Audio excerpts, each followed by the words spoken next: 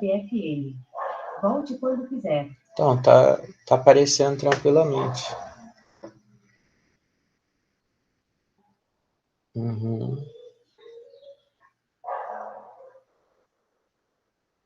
Ó, design bonito.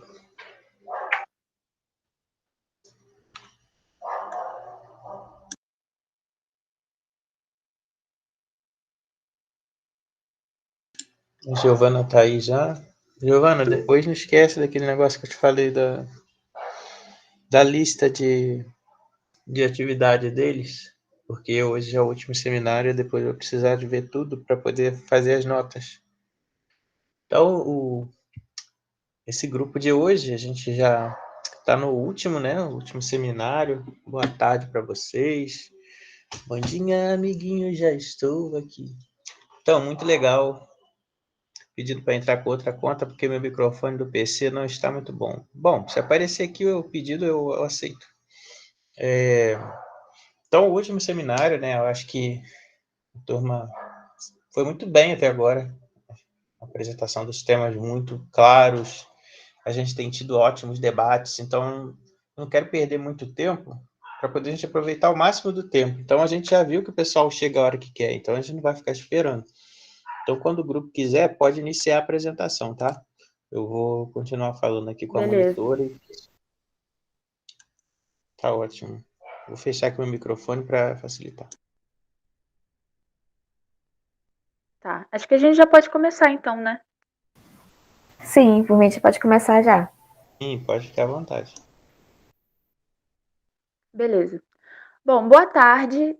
Nosso trabalho é sobre a Política Nacional de Saúde do Trabalhador e da Trabalhadora. Somos Beatriz Corrêa Rodrigues, Nathalie Dornelas e Samila Figueiredo. Somos alunas de enfermagem da Universidade Federal Fluminense. Nosso professor é o Jorge Luiz Lima da Silva, na disciplina de Políticas Públicas de Saúde. Bom, a Política Nacional de Saúde do Trabalhador pretende a promoção da saúde, né, e a melhoria da qualidade de vida do trabalhador, bem como a prevenção de acidentes e de danos à saúde advindos ou relacionados ao trabalho, né? Isso tudo por meio da eliminação ou redução dos riscos no ambiente de trabalho. Quando ela foi criada e desde quando ela vem sendo implementada? A gente fez uma linha histórica que a gente achou que ficaria mais claro como é que isso aconteceu. Em 1943, a gente teve as CLTs, né? E junto com as CLTs, a gente conseguiu a segurança e a medicina do trabalho. Mas é importante a gente saber que as CLTs nessa época só consideravam os trabalhadores urbanos, né? Os rurais, eles só vão ser contemplados em 1963 com o Estatuto do Trabalhador Rural. Em 1966, a gente tem o INPS, que é o Instituto Nacional da Previdência Social. Em 1986, a gente vai ter a primeira Conferência Nacional em Saúde do Trabalhador. Nesse momento é que foi pensado o princípio da saúde como direito. E é a partir de um diagnóstico, né, da situação da saúde, enfim, é que vai acontecer a elaboração de uma política nacional de saúde do trabalhador, né, que apresentassem aqui alternativas ao modo de atenção vigente. Em 1988, a gente tem a Constituição Federal, né, que é a vigente até hoje, e nela, do artigo 196 até o 200, está instituído, né, estipulado que a saúde é direito de todos e é dever do Estado. E essa saúde ela deve ser garantida mediante políticas sociais, políticas econômicas que visem a redução do risco de doença e de outros agravos também, além do acesso universal e igualitário, né? Então, é nesse momento que se inicia o processo de institucionalização da saúde do trabalhador no SUS. Entre 1988 e 1990, aconteceu a expansão do CEREST. O que é CEREST? Centro de Referência em Saúde do Trabalhador. Lá eles promovem ações para melhorar as condições de trabalho e a qualidade de vida do trabalhador por meio da prevenção e da vigilância. Em 1990, a gente tem o INSS, o Instituto Nacional do Seguro Social. Também em 1990, o SUS é criado pela Lei 8.080. E aqui é definida, né, a abrangência das ações em saúde do trabalhador no SUS, tanto em assistência, em vigilância, em promoção, em formação, ensino, pesquisa, né? Só para vocês saberem, até a criação do SUS, a saúde do trabalhador era da seara da medicina do trabalho, da engenharia de segurança, né, pela higiene nacional. E aqui, a partir do SUS, isso vai ser desenvolvido pelo SUS, né? Em 2002, a gente tem o RENAST, que é criado pelo Ministério de Saúde. RENAST significa Rede Nacional Integral à Saúde do Trabalhador. E essa rede tem como objetivo disseminar ações de saúde do trabalhador, sempre articuladas com o SUS. Então, só para ficar um pouco mais claro, o SEREST é uma unidade regional especializada no atendimento à saúde do trabalhador e é vinculada à RENAST. Lá é prestada assistência também especializada aos trabalhadores acometidos por doenças ou por agravos relacionados ao trabalho, além de investigar as condições do ambiente de trabalho, utilizando os dados epidemiológicos da vigilância sanitária. Então, o SEREST e o RENAST são mecanismos pensados para trazer para a prática o que a política nacional trouxe em teoria, certo? Em 2012, de fato, é que a gente vai ter a implementação da política nacional. Sobre a importância da política, a gente achou que ficaria um pouco mais claro a gente ver os dados do Brasil, né? A situação do Brasil. Esses dados a gente trouxe da AEPS, que significa Anuário Estatístico da Previdência Social. Bom, em 2018, a gente tem 576.951 acidentes de trabalho, também aconteceram 2.184 mortes, né? Em 2010, esse cenário é pior, né? 701.496 acidentes de trabalho. Em 2009, foram 733.365 acidentes. O problema, gente, é que esse anuário ele só contabiliza os acidentes acontecidos com pessoas que têm carteira assinada. Então, assim, se a gente pensa que nem sempre, né, no trabalho formal tem uma vigilância adequada, uma fiscalização adequada, o cumprimento, né, das regras de segurança, a gente entende que no trabalho informal isso é pior ainda, né? Então, assim, a probabilidade de acontecerem acidentes ainda mais graves, assim, é proporcionalmente maior. Então, com certeza, o cenário do Brasil é muito pior do que esse traçado aqui pelo Anuário Estatístico da Previdência Social. Então, a importância da PN é justamente essa, é trazer esperança, né, de ações mais efetivas do governo no combate a esse panorama, é buscar amparar os trabalhadores que não são, nem pela legislação trabalhista, nem pela previdenciária, né, porque não são, enfim, assalariados com registro de carteira, e essa é a realidade de 2/3 da população economicamente ativa brasileira, né. A situação hoje no Brasil, só para vocês saberem, é que 8 milhões de pessoas perderam seus empregos na pandemia, né? A média anual de trabalhadores por conta própria é de 22.700.000 pessoas. E, além disso, o recorde de informalidade aconteceu em outubro de 2019, né, com 38.800.000 pessoas. Então, eu acho que, assim, vendo a situação de fato do Brasil, fica um pouco mais fácil a gente entender qual é a importância dessa política, né, da aplicação dessa política. Para que ela foi criada? Bom, ela é pensada como uma harmonização da legislação e uma articulação das ações de promoção, proteção, prevenção, assistência, reabilitação, reparação mesmo, né, da saúde do trabalhador. Seu objetivo é claramente prevenir e diminuir os riscos, né, e doenças relacionadas ao ambiente de trabalho, por meio de medidas como fiscalização e promoção dos eventos técnicos. Isso tudo está estipulado no 2º artigo dessa política nacional. É importante a gente determinar aqui o seguinte: para essa política nacional, trabalhador é qualquer pessoa que exerça atividade para sustento próprio ou de seus dependentes, né? Então, qualquer que seja a sua forma de inserção no mercado de trabalho, é considerado um trabalhador. Então, assim, trabalhadores informais, proprietários de micro e pequenas empresas, aprendizes, estagiários, rurícolas, domésticos, isso tudo está estipulado no 3º artigo dessa política nacional. Todo mundo aqui é trabalhador, tá? Né? Desde que, obviamente, exerça atividade para sustento próprio. Bom, a gente já sabe que ela é para todos os trabalhadores, né? Mas ela deve priorizar os mais vulneráveis. Como? Bom, por meio do fortalecimento da vigilância em saúde do trabalhador, né, que é a VISAT. É importante haver maior representação do setor de saúde do trabalhador nos fóruns e instâncias de formulação das políticas setoriais, o que faz completo sentido, né, porque as pessoas, tendo maior representação desse setor, a gente entende que as políticas pensadas vão ser muito coerentes com a realidade, com as dificuldades que estão sendo apresentadas no dia a dia, né? Então faz sentido a gente precisar de mais representação do setor de saúde nessas áreas, para que seja condizente a prática e a teoria. Também é importante haver maior análise da situação, né, de saúde, da identificação, né, das atividades produtivas, enfim. É importante também pela produção de tecnologias de intervenção, de avaliação, de monitoramento, né, da qualidade dos serviços e programas de saúde do trabalhador. Também acontece aqui a produção de protocolos, de normas técnicas, adotar parâmetros protetores, né, equipamentos de segurança, essas coisas. Identificar os fatores de risco ambiental, né, com intervenções tanto nos ambientes e processos de trabalho, quanto ao redor, né? E, além disso, também é importante para identificar e erradicar situações análogas ao trabalho escravo e ao trabalho infantil, tá? Agora, obrigada, minha parte veio até aqui, agora eu passo para a Sama. Boa tarde, turma. Então, vou começar falando que grupo vulnerável é favorecido e por quais motivos.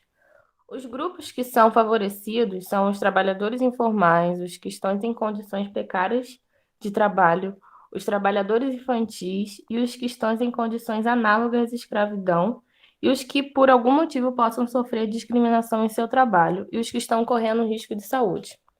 Eles são favorecidos por se tratar de um grupo minoritário que são suscetíveis a problemas problemas de saúde física, psicológica e também porque eles estão suscetíveis a sofrer discriminação social. E essa política ela é posta em prática por meio de ações de saúde do trabalhador, fazendo check-ups anuais, fazendo exames ocupacionais. Próximo slide, Bia.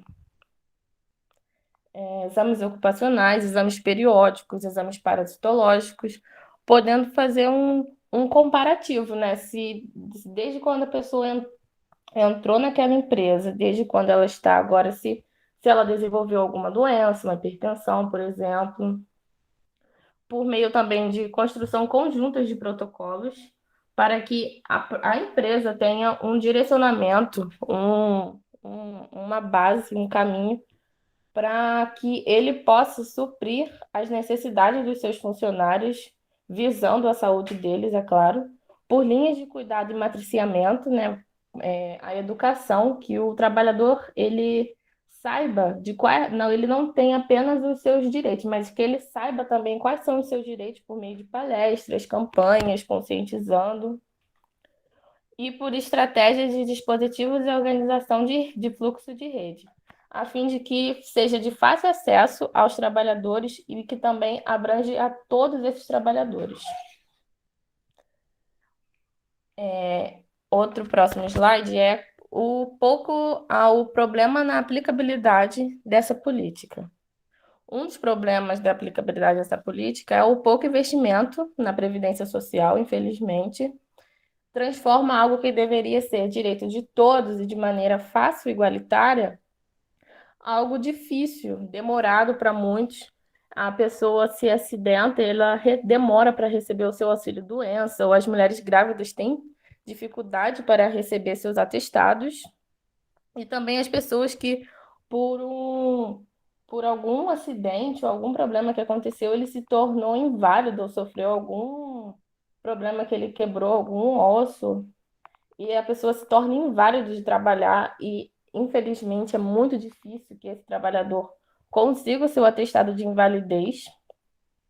Outro problema é a falta de fiscalizações das condições de trabalho e as poucas organizações que têm à frente dessa política, porque o trabalhador ou as empresas elas precisam de fiscalizações das condições de trabalho para que não haja o carga horária excessiva, que o trabalhador não trabalhe em locais precários e a pouca divulgação também do canal de denúncia trabalhista, para que o trabalhador, se ele perceber que ele está sendo explorado, que ele está suscetível a alguma doença, que ele possa fazer a denúncia.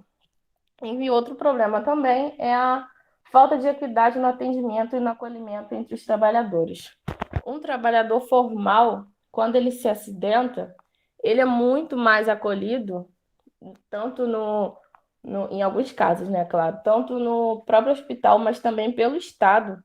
Ele é acolhido de maneira mais fácil, de maneira mais digna, como assim eu posso dizer, do que o trabalhador informal, que infelizmente, se ele não paga o INSS, ele não recebe um auxílio-doença, ele não vai ser acolhido pelo Estado. Essa foi a minha parte, agora eu passo a palavra para a Nathalie. Boa tarde, gente. Então, eu vou falar um pouquinho sobre como o enfermeiro de saúde pública ele exerce seu cuidado às pessoas por meio dessa política, né, da Política Nacional de Saúde do Trabalhador e da Trabalhadora. Então, gente, na segunda metade do século XX, aconteceram muitas mudanças no cenário político, social e econômico. Existiu, então, uma grande crise de paradigmas em todo o nosso mundo. Hoje, as condições de ambiente para o trabalho e saúde são de extrema importância para uma boa qualidade de vida dos homens e direito de cidadania. A prática da assistência à saúde do profissional de enfermagem ela é voltada para a orientação do que se entende sobre saúde, doença e trabalho. Dito isso, a gente não pode deixar de falar sobre a prevenção, sobre a fiscalização, promoção à saúde e da qualidade de vida que esses enfermeiros proporcionam aos trabalhadores. Falando um pouco sobre a prevenção, nós podemos dizer que o enfermeiro ele atua na orientação e também na prevenção, prestando assistência a trabalhadores doentes e acidentados, visando sempre a manutenção da saúde desse grupo. Falando sobre o quesito da fiscalização, ele está sempre verificando se o ambiente de trabalho está de acordo com as condições mínimas necessárias. Falando sobre a promoção à saúde, nós podemos dizer que são ações e atividades, né, que são focadas em evitar que as pessoas se exponham a fatores condicionantes de doenças, além de também prezar sempre por ter um ambiente de trabalho limpo e saudável e também pela manutenção da saúde física e mental dos trabalhadores. E por fim, mas não sendo menos importante, temos a questão da qualidade de vida, em que todas as atividades exercidas elas sempre visam a boa qualidade de vida dos funcionários de qualquer cargo em que trabalhem. A enfermagem em saúde ocupacional, anteriormente nomeada enfermagem do trabalho, ela só surgiu no Brasil na década de 1950. Mesmo que muitas enfermeiras trabalhassem em indústria desde 40, no contexto da medicina industrial e ocupacional, a enfermagem brasileira ela não tinha envolvimento legal na proteção dos trabalhadores até 59. Até 59, quando a Organização Internacional do Trabalho, através da Resolução 112, ela estipulou a obrigatoriedade dos serviços de saúde ocupacional nas empresas. E de acordo com a Associação Nacional dos Enfermeiros de Trabalho, né, que é o ANENT, os enfermeiros de saúde ocupacional no Brasil, eles realizam serviços associados à higiene ocupacional, segurança e medicina, e constituem equipes de estudo de proteção da saúde e segurança do trabalhador. As responsabilidades, né, de enfermeiros de saúde ocupacional, de acordo com a ANENT, que é a Associação Nacional dos Enfermeiros de Trabalho, inclui tarefas variadas relacionadas à prevenção de doenças e acidentes de trabalho, além da promoção à saúde no trabalho. A promoção em saúde, ela propõe 3 eixos de intervenções diante dessa política nacional no Brasil. Essas intervenções são os modos de viver, que inclui alimentação, redução de riscos e danos, o lazer, a realização da atividade física e as condições e relações de trabalho que irão envolver a melhoria do ambiente de trabalho e redução de doenças ocupacionais e acidentes de trabalho. Dessa forma, o enfermeiro do trabalho tem como função construir, realizar e elaborar ações de higiene, medicina e segurança do trabalhador, auxiliando por meio de técnicas, promoção das campanhas de saúde, implantação de projetos, identificação de problemas que atingem o trabalhador e, acima de tudo, criar e elaborar ações educativas e administrativas que possam envolver proteção contra agentes químicos, físicos e biológicos. Atuar na promoção e prevenção da saúde é saber valorizar o ser humano em sua integralidade e contribuir também na redução de acidentes e doenças de trabalho, porque o que torna diferencial o enfermeiro do trabalho é o seu conhecimento, valorização e preocupação com a saúde do trabalhador, Dentro do seu local de trabalho, o enfermeiro ele visa construir e efetuar planos e programas de proteção à saúde dos empregados, fazer listagem das doenças profissionais e lesões traumáticas, reunir dados estatísticos de morbidade e mortalidade dos trabalhadores, buscando possíveis relações com as atividades operacionais para obter o segmento operacional e extensão da produtividade. Então, bem resumidamente, a enfermagem ela fornece os primeiros socorros para os casos de acidentes e ela ainda proporciona aos trabalhadores treinamentos instruindo sobre o uso de roupas e material conforme o tipo de trabalho para diminuir a incidência de acidentes, entre outros, né? Então, portanto, na atuação do enfermeiro na saúde integral do trabalhador, entende-se que o trabalho é um fator primordial na construção tanto da saúde quanto da identidade dos trabalhadores e sua família, porque o trabalho representa não só na vida social, como também na cultura do seu trabalhador. Pode passar a slide, Bia. Então, aí a gente chega à pergunta, né? Como é que é o papel do enfermeiro na prevenção desses riscos? A limitação funcional é conceituada como uma das decorrências mais problemáticas para o paciente, porque ela atrapalha na efetuação de suas atividades, sejam elas domésticas, do trabalho ou até mesmo de lazer. Esses funcionários eles se encontram em uma situação de constante sofrimento físico e psíquico. Por isso, o adoecimento no trabalho se torna um grande fator importante no seu efeito sobre o trabalhador e o seu ambiente de trabalho. As sequelas das doenças adquiridas no ambiente de trabalho, elas trazem ao funcionário perda da identidade profissional, o redimensionamento da vida cotidiana e econômica, o sentimento de inutilidade e invalidez, o isolamento social, a insegurança e, principalmente, o medo de perder o emprego. Muitos dos perigos do adoecimento estão ligados na organização do trabalho, no ritmo penoso, na ausência de pausas, as variadas situações de estresse, os levantamentos de peso e as posturas adquiridas que ocorrem pelas exigências que as funções de trabalho impõem, no mobiliário que pode criar a integridade física ou mental do trabalhador, que consequentemente vai comprometer sua produtividade, saúde e segurança, né? Os principais riscos evidenciados discursam sobre os problemas na organização e condições de trabalho. O enfermeiro do trabalho tem um grande poder de desempenho no seu papel como enfermeiro em medicina ocupacional, porque ele pode propor melhorias, né, nessa área. Falando um pouco sobre a interdisciplinaridade em enfermagem do trabalho, né, no Brasil, o enfermeiro especialista em enfermagem do trabalho, ele providencia e presta serviços para os trabalhadores, onde promove a proteção e educação continuada sobre esses riscos ocupacionais, deixando o ambiente de trabalho mais seguro e saudável. O Brasil, no início dos anos 70, ele foi declarado o país com mais índices de acidentes de trabalho. E com isso, vários profissionais de segurança e também funcionários com especialidades em medicina ocupacionais, eles foram contratados por uma melhor segurança na vida profissional do trabalhador e um ambiente mais adequado para o trabalho. Porém, no ano de 2004, o COFEN, né, que é o Conselho Federal de Enfermagem, através da resolução 290/204, ele decretou a especialidade de enfermagem do trabalho como competência do enfermeiro. E desde então, a enfermagem do trabalho ela entrou como um papel curativo com serviços de grande suporte e socorro ao atendimento para o funcionário em seu ambiente de trabalho e que, consequentemente, evitasse os transtornos que ocorriam com acidentes de trabalho por via de promoção e prevenção das doenças relacionadas. Dito isso, a gente pode perguntar, mas o enfermeiro ele atua realizando o quê, né?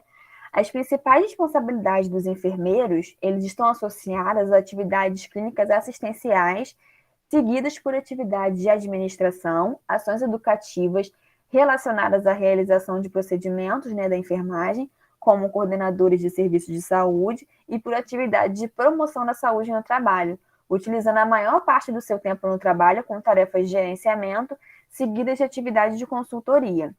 A enfermagem no trabalho, ela é um ramo da enfermagem de saúde pública e ela utiliza os mesmos métodos e técnicas empregados na saúde pública, visando a promoção da saúde do trabalhador, proteção contra os riscos decorrentes de suas atividades laborais, proteção contra agentes químicos, físicos, biológicos e também psicossociais, né? Manutenção de sua saúde no mais alto grau de bem-estar físico e mental e recuperação de lesões, doenças ocupacionais ou não ocupacionais e sua reabilitação para o trabalho, né? No Brasil, o Ministério da Saúde Ele considera o hospital como um arsenal de variáveis que podem interferir na saúde dos trabalhadores desta instituição, classificando os riscos ocupacionais em físicos, químicos, biológicos e mecânicos, fisiológicos e psíquicos, a cuja exposição pode ocorrer acidentes de trabalho. O enfermeiro ele tem uma tarefa primordial que se baseia na realização de um diagnóstico situacional, ou seja, ele identifica os riscos e depois estabelece um plano de ação que evite que os trabalhadores adquiram doenças relacionadas ao ambiente de trabalho.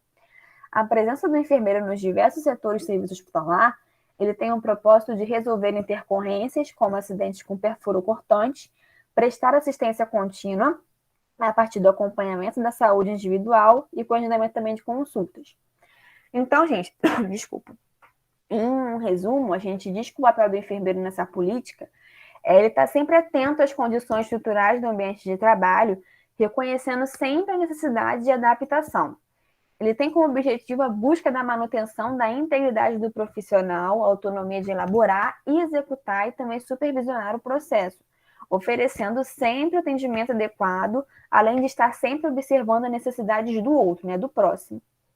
Também é de seu âmbito organizar e administrar todo o setor de enfermagem de acordo com a demanda de cada um da equipe, junto com a capacitação de novos profissionais acerca das normas de segurança e também prevenção de acidentes.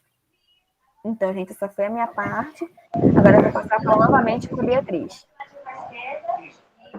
Pessoal, a teoria do nosso trabalho, a princípio, né, ela veio até aqui, mas para ficar um pouco mais claro, nós três pensamos em 3 casos, tá, que possam ajudar a gente a entender um pouco melhor o cenário do Brasil hoje, né, depois da implementação da política nacional e tudo mais. Claro que... tem alguém com o microfone aberto. Claro que a diversidade dos problemas, né, enfim, vividos hoje no Brasil vai ultrapassar o que a gente conseguiu concentrar nesses 3 casos, mas eles podem sim ilustrar um pouco, né, os problemas ainda enfrentados pelos trabalhadores hoje em dia. Os 3 casos, eles são baseados em relatos reais. A Samela vai começar agora com uma motorista de Uber, depois vem uma costureira e depois vem uma técnica de enfermagem. Espero que vocês gostem.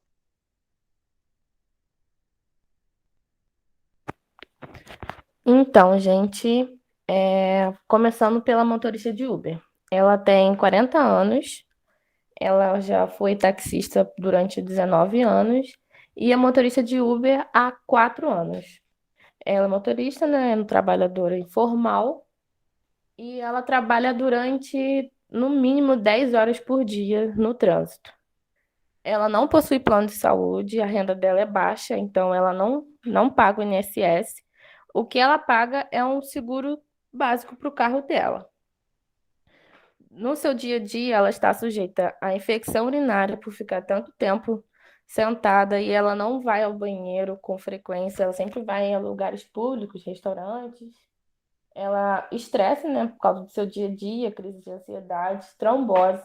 Ela não tem uma alimentação adequada, está sujeita a doenças de transmissão respiratória, como o Covid-19, acidentes de trânsito, né? E tanto que ela sofreu um acidente de carro em 2019 e quebrou a perna. E, além de ter quebrado a perna, ela desenvolveu crise de pânico. Ela não estava mais conseguindo se imaginar num trânsito. E ela precisou ficar sem trabalhar por 6 meses. Esses 6 meses que ela ficou sem trabalhar, ela não recebeu nenhum auxílio. Ela tentou correr atrás dos seus direitos, né? Mas a única coisa que ela tinha era o seguro do carro. O seguro do carro só cobriu o conserto do carro. Ela, durante esses 6 meses, infelizmente, ela ficou à mercê de caridade, de doação de cestas básicas. E foi esse o sustento que ela tinha a dar para os seus filhos. Ela não tinha renda suficiente, ela não foi acolhida pelo Estado, pela política nacional, né? Infelizmente, ela não foi acolhida por ser uma trabalhadora informal. E, infelizmente, esse foi o caso dela. Agora a Bia vai falar do caso da costureira. Então, a costureira, ela tem 55 anos, né? Ela tem carteira assinada, mas alguns dos seus direitos não são respeitados, né? Ela trabalha 12 horas por dia, sentada, né? O local de trabalho dela é mofado, é mal iluminado, é muito pequeno, é mal ventilado, né? E por isso ela está sujeita a infecção urinária também, a estresse, a problemas de visão, né? Porque ela precisa forçar a vista por muito tempo, além da questão da idade também, né? A trombose, já que ela fica muito tempo sentada, a baixo nível de vitamina D, né? Que ela fica 12 horas num lugar pequeno e mal iluminado, ela não pega sol, né? Além disso, vem a osteoporose, né? Que está muito relacionada ao baixo nível de vitamina D. E também ela está sujeita a doenças respiratórias e a Covid, né? Bom, o acidente que ela sofre é uma queda, ela cai da escada do próprio trabalho dela e ela quebra o quadril, tá? No hospital ela vai até descobrir depois que ela tem uma pneumonia, que ela nem sabia que ela tinha, né? E bom, ela vai ter direito ao auxílio-doença, certo? Porque, enfim, isso é recolhido mensalmente do salário dela, né? A contribuição lá do INSS. Nos primeiros 30 dias, isso vem do próprio empregador dela, e depois o auxílio-doença vem do INSS. Beleza, só que o problema é que o perito demorou muitos meses para ir até a residência dessa senhora, né? E o auxílio ele só começa a ser descontado depois que acontece a perícia. Então, durante esse período, ela não recebeu o auxílio. Meses e meses ela não recebeu o auxílio. Tudo bem, ela vai receber retroativo depois, vai. Mas e ao longo desse tempo? Como é que ficaram as contas dela? Como é que ficou a família dela? É bem complicado. Além disso, depois de um tempo, né, depois que a fratura do quadril já estava, né, resolvida, a pneumonia também, né, ela percebeu que ela não consegue mais ficar muito tempo sentada. É uma das sequelas que ela teve. Ela não tem direito mais ao auxílio-doença, já que a fratura e a pneumonia já foram solucionadas. Ela perde o emprego dela, porque ela não consegue mais se subjugar àquelas condições. E uma saída para ela seria tentar se aposentar por invalidez, certo? Só que quando ela vai até o INSS, lá eles falam para ela que ela não consegue trabalhar sentada, mas ela ainda pode trabalhar em pé. Então ela não aceitam o pedido dela para aposentar por invalidez. Ela ainda não tem idade para se aposentar por idade, nem por contribuição. E assim, a gente percebe que a situação dela é bem complicada, né? Agora eu passo a palavra para a Nathalie. Então, gente, o meu caso é o caso de uma técnica de enfermagem, né? Ela é uma trabalhadora formal também, tem carteira assinada. Ela tem 40 anos de idade e ela trabalha 40 horas semanais. Por ela trabalhar em ambiente hospitalar, está sujeita a contaminação, né? A estresse também, a doenças contagiosas, né? A crise de ansiedade e devido ao cenário atual também ao Covid-19, né? Essa técnica, ela sofre de síndrome de burnout, né? Essa síndrome também pode ser chamada de síndrome do esgotamento profissional, que ele é um distúrbio emocional com sintomas de exaustão extrema, estresse e esgotamento físico, né? Resultante de situações de trabalho desgastantes que demandam muita, né, competitividade ou até mesmo responsabilidade. E a principal causa dessa doença é justamente o excesso de trabalho, né? O hospital que ela trabalha proporcionou a ela um tratamento de qualidade e licença médica remunerada, né? Além também dela ter tido atendimento psicológico adequado devido ao seu quadro. Ela foi muito mais amparada que um trabalhador informal, porque o seu trabalho formal lhe concedeu mais benefícios, né? E então, gente, o que a gente queria mostrar para vocês é o seguinte: a gente trouxe esses 3 casos para que a gente pudesse diferenciar, né, ver, né, as diferenças que cada trabalhador sofreu quando teve seus acidentes. Então, a gente observa já de cara que os trabalhos informais e formais possuem muitas diferenças, como foi o caso do motorista de Uber e da técnica de enfermagem também da costureira, né?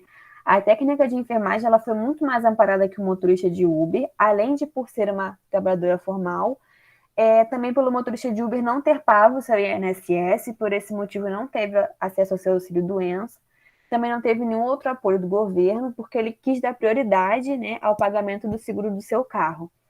E ela também foi muito mais privilegiada por trabalhar no hospital e ela conseguiu entrar ao seu auxílio-doença muito mais rápido do que a costureira. Justamente por ter mais contatos e mais acesso a informações do que a costureira, que por trabalhar 12 horas por dia trancada em um local totalmente inapropriado e isolado, e também por ser mais idosa, um pouco mais velha, ela não soube correr atrás do seu auxílio-doença no tempo que deveria e ela demorou muito mais tempo para receber seu auxílio-doença, além do perito ter demorado a ir até a casa dela. Então, gente, dessa maneira, a gente pode passar o slide, Bia. A gente pode perceber que existe sim a igualdade na política e na nossa sociedade, mas ela não existe a questão da equidade, que é o que essa imagem representa para a gente, né? Pode passar também, Bia. Agora eu passo a fala para a Samela, que vai falar um pouco sobre umas perguntinhas do nosso trabalho. Então, na opinião do nosso grupo, houve falhas na criação dessa política? Então, a gente entrou num consenso, né? Chegamos à conclusão de que não houve falhas no momento da criação dessa política. Mas respondendo à segunda pergunta sobre se houve falhas na implementação dessa política e por quê, sim, infelizmente, há falhas, né, na implementação dessa política no SUS, porque na prática a gente percebe que há falta, né, de inspeção na vigilância sanitária dos locais de trabalho para identificar se os funcionários estão ou não trabalhando de maneira adequada e em ambientes propícios. E também percebemos que a igualdade que ocorre não é a que todos os trabalhadores precisam, mas eles precisam de equidade. E a próxima pergunta é se algo pode ser modificado nessa política. E o que seria?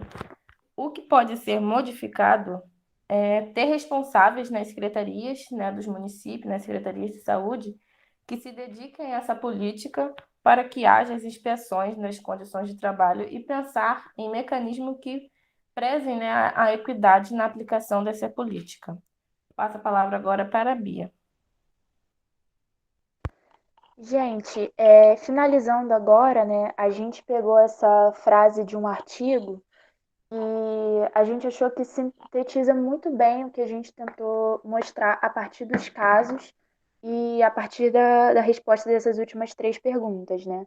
Que não é razoável a gente tentar proteger o trabalhador brasileiro apenas com uma caneta e um papel.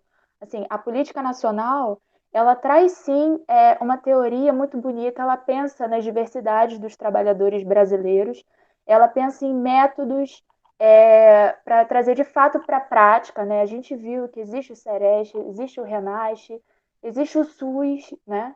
Mas, infelizmente, quando a gente olha essa teoria, olha a prática do que realmente acontece, a gente vê uma discrepância muito grande, sabe? Então, assim, infelizmente, caneta e papel não é suficiente. Se a política nacional fosse de fato cumprida, a situação do trabalhador brasileiro seria muito diferente. Então, é isso que a gente queria trazer aqui hoje. Essas são as nossas referências.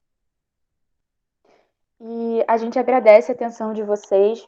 Espero que tenha ficado claro o que é a Política Nacional de Saúde do Trabalhador e da Trabalhadora. E é isso. Obrigada. Muito bom.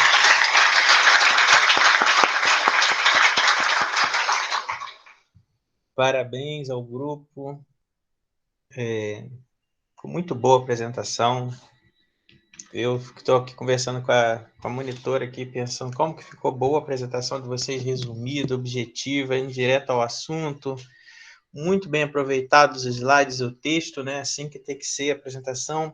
E pedir para vocês deixarem lá a capa do slide para poder a gente ir falando, né? E a gente saber do que está falando. E parabéns para o grupo mesmo. Uma coisa muito interessante que eu vou perguntar primeiro para vocês aí da turma se tem perguntas, né? Porque o pessoal está só parabenizando aqui. Ótima apresentação, o povo escrevendo aqui que gostou, e teve as palmas aqui dos efeitos especiais, são defeitos especiais. Então, uma coisa muito interessante, se tiver pergunta, vocês coloquem aí os comentários também, que aí eu vou lendo aqui, tá? Eu achei muito interessante que vocês trouxeram uma revisão histórica de uma parte muito interessante, né, que chega até a criação do SUS. Isso é muito interessante porque as pessoas geralmente esquecem disso. E eu acho que, eu não sei se eu coloquei para vocês o texto didático esse ano, lá no Classroom, mas tem um texto lá que ele fala sobre isso, sobre a história das políticas. E aí o SUS ele se mistura muito com a história da saúde do trabalhador e política pública, né? Porque tudo foi feito de certa forma, para atender essa necessidade de produção e envolvia o trabalhador, né? E aí o grupo traz também essa ideia de informalidade, um contexto muito bem atualizado, né? Assim, falando das coisas que acontecem agora. Então, isso também é muito importante. Não aparece nesse slide o nome de vocês, podia ter um que aparecesse o nome. É o próximo, professor, o próximo slide tem. Deixa aí para a gente poder ver, porque está gravando, né? E aí eu acho interessante que vocês trazem uma ideia, né, quando veio passeando e falando da informalidade, que eu acho que isso é muito importante também, porque hoje a gente vê que temos desempregados, né, e o estado do Rio de Janeiro, aqui onde a gente está, é onde tem maior número, né, maior percentual de desempregados, né, que isso é muito triste, que depois ainda piorou por causa da pandemia, né, se agravou. E uma coisa que eu acho que assim, vou só complementar o que vocês falaram, né? Porque a apresentação foi muito boa, não tenho muito o que colocar, mas algumas coisas têm que ficar claras, assim, para o pessoal que está assistindo também, porque como vocês trouxeram ricas informações, então eu vou deixar algumas coisas mais detalhadas. Então, por exemplo, quando vocês começam a falar, né, da história lá que fala da medicina do trabalho, é interessante dessa evolução da saúde do trabalhador, a gente veio com o tempo pensando muito medicina do trabalho, enfermagem do trabalho, aí se passou a falar em saúde ocupacional, ainda pensando muito em ergonomia, né, que vocês não trouxeram esse termo, mas eu só estou complementando, né, porque aquela coisa do trabalho, a gente pensar em não se prejudicar e não se machucar, né, não ter lesões, então utilizar a cadeira correta, tudo correto, tudo sempre pensando na produção, né, na produtividade, trabalhar, né, igual ou menos e produzir mais, né? Então, isso é uma coisa que sempre as empresas pensam, né? E aí foi evoluindo essa coisa de saúde ocupacional e chegamos até a ideia de saúde do trabalhador, né? Que é o que vocês trouxeram nessa apresentação toda, ou seja, seria humanizar, né, a saúde do trabalhador. Então, quando vocês trazem vários termos do SUS, da criação do SUS, do envolvimento, de como que isso se coloca dentro da política, é muito interessante que isso mostra que vocês conseguiram entender que todas essas políticas que a gente viu antes, principalmente as maiores, de promoção da saúde, né, dos princípios do SUS, de educação e saúde, elas se inserem dentro da saúde do trabalhador. E isso também é muito interessante quando vocês trazem que nenhum grupo até hoje falou em anos dessa disciplina sobre os Serestes. E isso é interessantíssimo, porque o Sereste é como se ele fosse assim o PSF da saúde do trabalhador. Só que as pessoas nem sabem que existe Sereste, né? PSF hoje em dia é ESF, mas é como se fosse isso. Mas eu estou falando isso de forma de analogia, porque não é, né? Porque é voltado para a saúde do trabalhador. Mas é como se fosse assim, a atenção básica da saúde do trabalhador, um centro de monitoramento do que está acontecendo. Mas aí, você conhece o Sereste da sua cidade? A pessoa vai saber que nem existe. E como vocês falaram várias vezes no trabalho, todos nós somos trabalhadores. E aí começa aquela injustiça, porque quando foi criado o sistema de saúde, né, por caixas de aposentadorias e pensão, depois institutos de aposentadorias e pensão, carteira assinada, INSS, tarará, tudo foi voltado para quem? Para o trabalhador, né? Então, foi feito grandes hospitais para atender esse trabalhador, e hoje em dia o que a gente percebe? Plano de saúde, né? E aí o plano de saúde é empresarial, ele é individual, e cadê esse atendimento público, né, ao trabalhador de forma complementar, né, que foi gerado aí que a gente observa isso na história das políticas públicas. Simplesmente aquele dinheiro a fundo perdido para fazer os grandes hospitais privados para atender de forma complementar aos usuários do sistema de saúde que teriam trabalho, carteira assinada, morreu. Então, perdemos um dinheiro público e ficou tudo por isso mesmo. Então, hoje você tem que pagar. E a gente está vendo aí o plano de saúde que as pessoas que têm plano não conseguem nem marcar exame.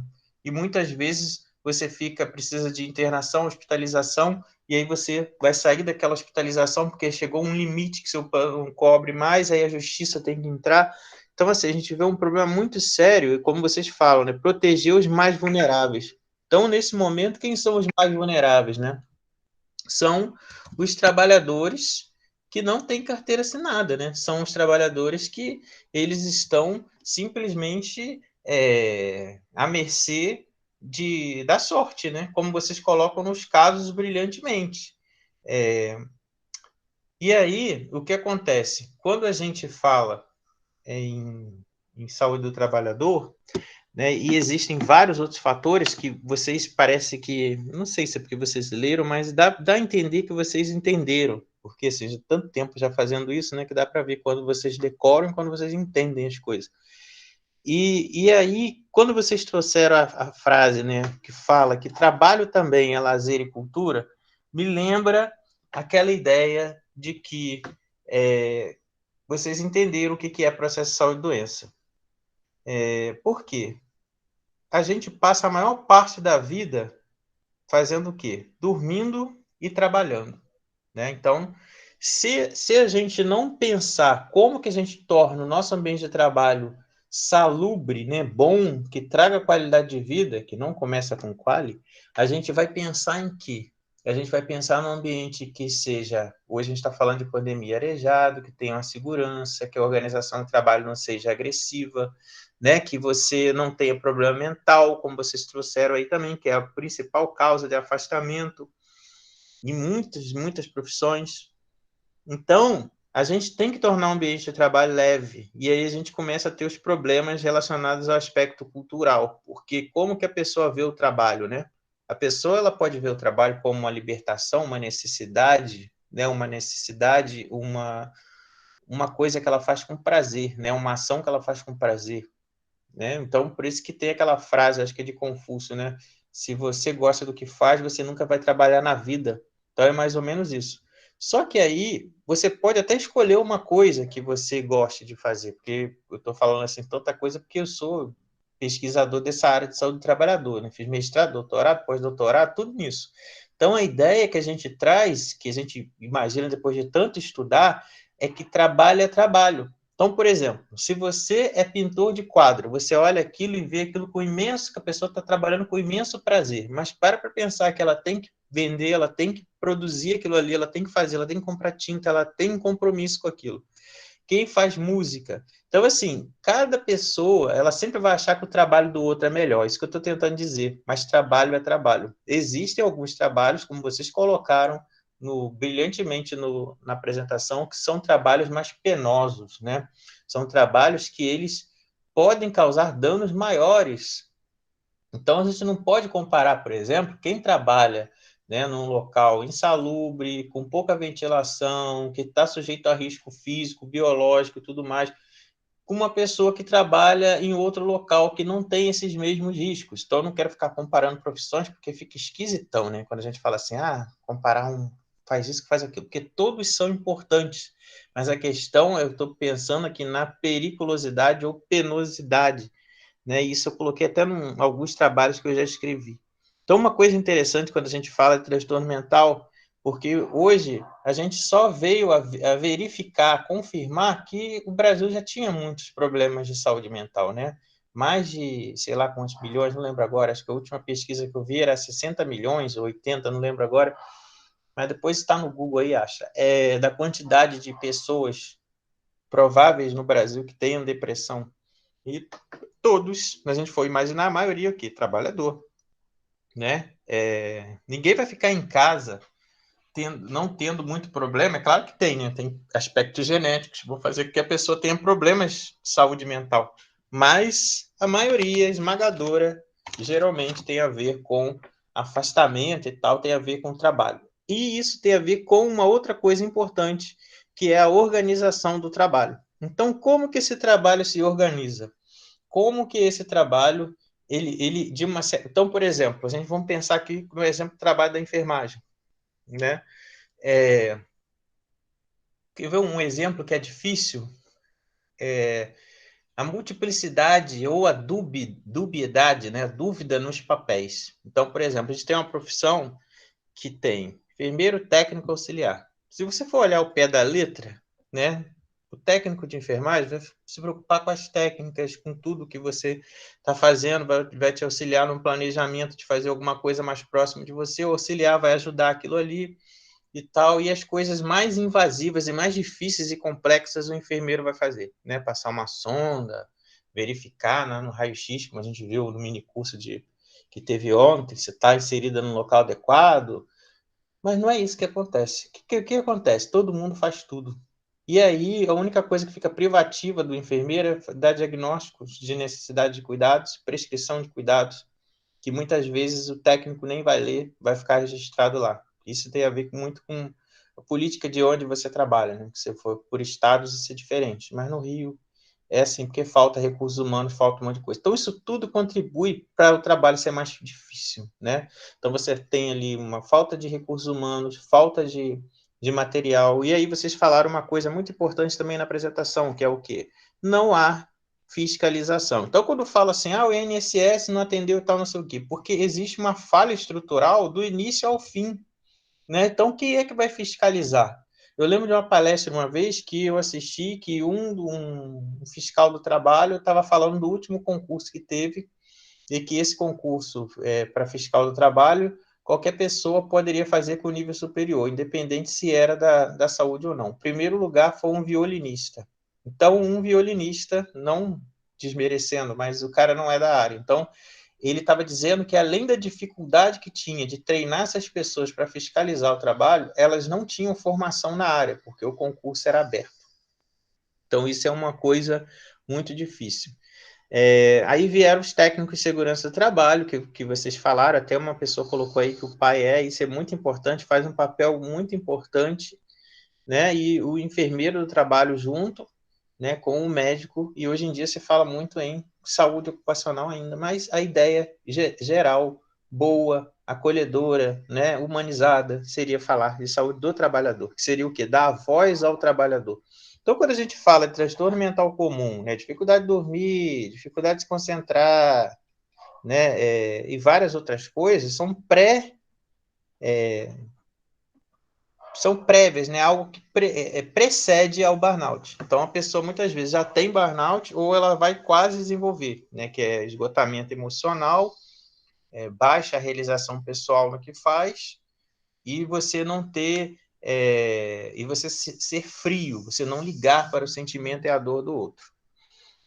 Então, essas doenças, né? Que até colocaram assim algumas coisas daí do INSS, que a gente vê essa falha estrutural de não atendimento, de falta de peritos, de falta de estrutura, de greve, de ter problema. Isso não é algo que é agora que aparece. Agora ficou mais agudo, né, mais visível por causa da pandemia, mas sempre existiu. Então, isso é uma falha que existe desde o início, onde lá pelo aspecto histórico que o grupo traz, que tem uma ligação, né, de uma mistura, onde você tem ministérios e dinheiro misturado para uma mesma área. Então, por exemplo, por muito tempo, a gente vai falar de INSS, a Previdência Social, estava ligada também ao Ministério do Trabalho e Emprego, né, e também ligado ao Sistema Único de Saúde. Então, há pouco tempo que já está começando a ver, né, começando a separar essas verbas. Então, o dinheiro do SUS é uma coisa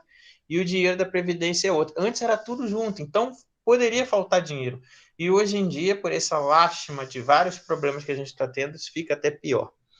E aí, uma coisa que a gente tem que lembrar também, vocês trouxeram os casos, né, e até eu nem terminei de falar, que as doenças, tem algumas doenças relacionadas ao trabalho e doenças do trabalho, né, doenças ocupacionais. Então, por exemplo, se você tem um câncer, por causa de vários fatores que vocês falaram aí, falta de vitamina D, por ficar isolado, por não conseguir fazer exercício, isso tem relação com o trabalho, porque mexeu no estilo de vida da pessoa, que forçadamente ela tem que trabalhar daquela forma, né? Então, você não pode comparar, tipo, um motorista de ônibus com um carteiro, né? O carteiro, ele é obrigado a andar, ele faz exercício. Então, Então, o tipo de câncer, se for desenvolver uma forma ou outra, mas, por exemplo, um carteiro pode ter um câncer de pele, é uma doença do trabalho, né? Agora, se ele tiver uma outra doença, alguma outra coisa, vai ser relacionado ao trabalho e não com nexo causal. Isso também é uma coisa importante, porque muitas vezes as pessoas elas acham assim, tudo tem a ver com o trabalho, não necessariamente. Uma outra coisa que chamou muita atenção nesse período da gente, né, que a gente não pode deixar de falar, foram as mortes dos profissionais de saúde, principalmente as mortes dos profissionais de enfermagem logo no início, né? E mesmo assim, até hoje, ainda tem pessoas da saúde que não querem tomar vacina, né? E a gente sabe que você precisa de várias coisas, né? Além da vacina. Um sistema imune bom, dormir bem, se alimentar bem, né? Porque a vacina sozinha não vai fazer efeito total, né? Mas a vacina ela é uma forma de você prevenir. Além de você usar máscara e algumas profissões, como os profissionais de saúde, principalmente os da enfermagem, que vocês trouxeram a participação muito boa deles na política, eles necessitam estar próximo ao paciente. Então, esse isolamento, né, esse distanciamento, não é possível. E mesmo assim a gente vê uma desvalorização muito grande, né? Porque aquela piada que tem agora, né? Querem aplaudir os profissionais de saúde, enquanto isso, como se isso, né, fosse pagar as contas ou ser o merecedor. Não que tudo seja reduzido a dinheiro, mas você vê que a defasagem é muito grande do salário de quem se arrisca, quando comparado a outros que estão ligados a cargos políticos que ganham horrores e não têm uma função tão importante para a sociedade quanto os profissionais de saúde. Aí eu falei dos fatores da organização de trabalho, então, repetição, demanda excessiva, toda hora chamando, igual meu trabalho aqui, né? Toda hora tem que resolver alguma coisa. Falando com vocês, a chefe está mandando pergunta aqui agora, eu mandei um print para ela da aula. Então, assim, é uma coisa atrás da outra. Isso se chama demanda psicológica. Você tem uma demanda, toda hora alguém quer que você resolva alguma coisa. E isso, às vezes, com um trabalho remoto, que vocês até poderiam ter colocado esse caso também, é como se fosse interminável. Ontem, eu estava falando com a monitora, acho que 10h40 da noite, e depois passei para outra, terminei 11h30, mas não foi porque eu quis, é porque é a hora que dava para poder falar. E aí também os monitores, bolsistas também falam comigo essa hora, tarde. Então, o trabalho, ele está fora dos muros, né? Por causa da tecnologia. Então, a tecnologia é algo que vai torna o trabalho ainda mais demanda, né? Então, essa demanda, a organização do trabalho, de como ele se dá, da falta de recurso, como você faz para resolver um problema, que tem vários outros atrás, isso também torna o trabalho penoso. Além de horas trabalhadas, plantões, dormir pouco, por aí vai. Uma coisa que chama muita atenção, que lembra do processo de saúde e doença que vocês trazem lá e falam lá do lazer e da cultura que está relacionado, é quando a gente pensa no conserto do carro, do primeiro caso, né? Então, a pessoa pensa sempre no aspecto econômico e financeiro, ela nunca pensa na saúde dela, né? Porque parece que nós somos indestrutíveis, nós somos os únicos seres vivos que sabe que vai morrer, mas não vive como se fosse morrer amanhã. Vive na tranquilidade como se fosse imortal. Então, é o exemplo do carro, né? Vou fazer o seguro do carro porque é a minha fonte de renda, mas se acontecer alguma coisa comigo ou morrer, tá tudo certo. Ou se a minha perna quebrar, eu nunca mais puder dirigir, tá bom também.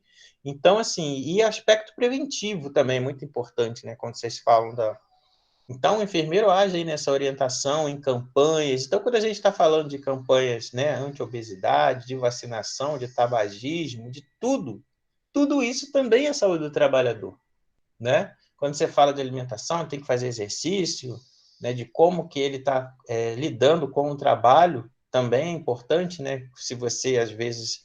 Muita gente nem tem trabalho hoje, né? Precisa de trabalhar.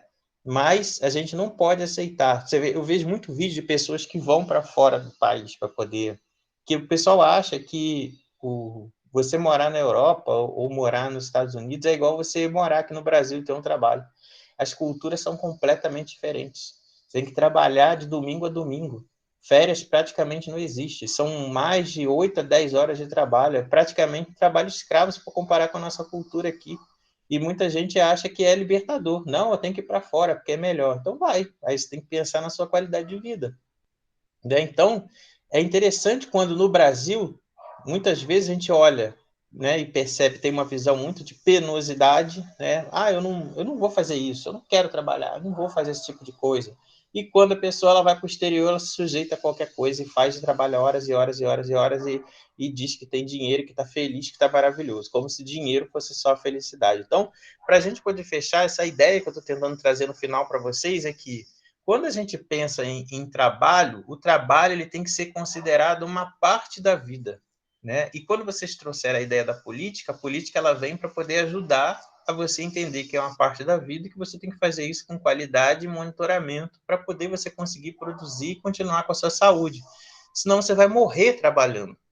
Então aí quando a gente pensa na visão da indústria, né, da produção, só na produção, só pensa na empresa, aí você tem uma visão muito de medicina do trabalho, enfermagem do trabalho. Quando você pensa numa visão onde você está vendo ali, onde o trabalhador ele precisa também ter uma qualidade naquilo que ele faz, e ter um mínimo de conforto, ergonomia, ele ter minimamente uma condição, né, humana e digna para trabalhar, a gente poderia dizer que a gente está falando de saúde ocupacional, no sentido de que você tem que garantir essas coisas dele, né? Inclusive chegar até o INSS, ter seus direitos garantidos, né, de uma licença e tudo mais, que não é o que a gente observa com facilidade hoje. E quando o trabalhador está envolvido nessas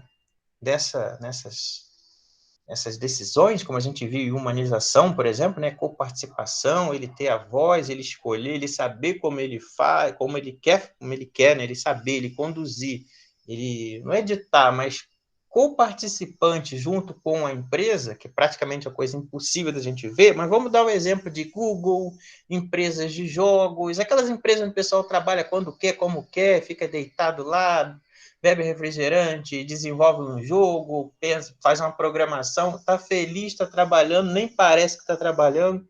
Essa é a visão que seria de saúde do trabalhador. É possível, em algumas instituições é possível, né? Em outras, muitas, não. Então, isso depende da filosofia institucional. Então, a gente precisa pensar, para poder a política funcionar bem, em aspectos políticos e aspectos organizacionais da instituição e pensar na qualidade de vida, né? Também no trabalho. Então, assim, o trabalho de vocês está maravilhoso, muito bom. Deixa eu ver se tem perguntas aqui.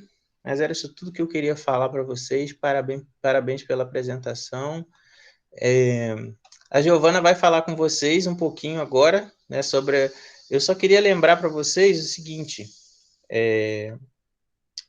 que a gente vai ter um teste, né, na semana que vem. E esse teste vale ponto. E é isso, interromper e agradecer a vocês. Vou interromper aqui a gravação e aí a gente continua os bastidores.